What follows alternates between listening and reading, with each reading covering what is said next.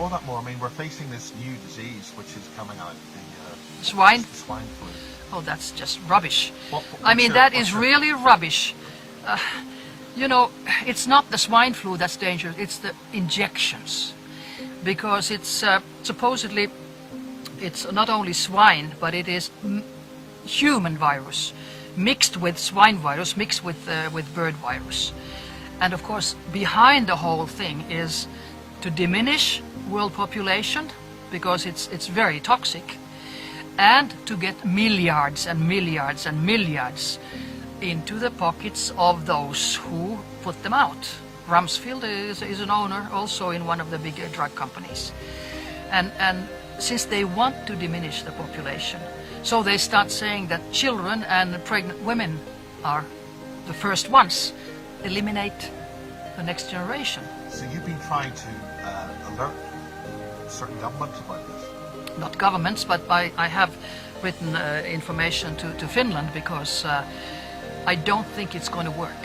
Because even if WHO... It has been tried before, in the late 70s? Yes, 76 they had in the States the swine flu, and it was stopped, the injections, after 3 weeks, because so many people died or got Guillain-Barré syndrome, which is their neurology was destroyed. So now they're making a little adjustment and doing it the same.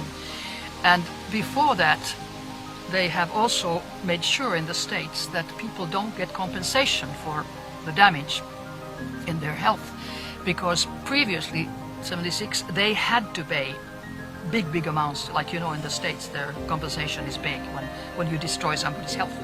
But now they have a law in the States that these companies are not liable, nothing in compensation, if the patient is killed or if the patient is sick for life. So they have really thought about it. So they can poison us and kill us and get away with it scot-free. That's right. So how is this happening? How are so many governments allowing this to just happen? Because they're not allowing it yet, because nobody has done anything yet. They are just having a scary program in the mass media. All mass media says, oh, it's going to be terrible. Now it's something, bang, bang, bang. It's a scary propaganda. And people get scared because they don't know. Now, WHO has ordered that, you know, everybody has to be by force injected. Previously, WHO did not have this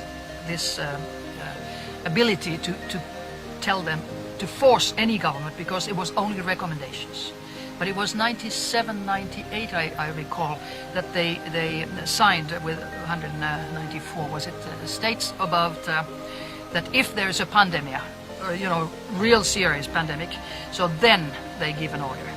Now, in the beginning already, in the beginning of June, WHO said pandemic 6, that's the highest. Now, go to any country in the world, people are not sick. There are not millions in swine influenza. So this was just done to force people and prepare the governments to give injections by force. But it's not going to work. I don't think Norway is going to do it. So do you think the figures released by the World Health Organization are actually false? Of course they are. Of course. But you have to remember, why do they do this? Always remember who benefits. Who benefits? They have been forced, in my mind, to do this. And by whom? Big Pharma. Big Pharma, which is, you know, deals with the world population and the world money and all this. It's milliards.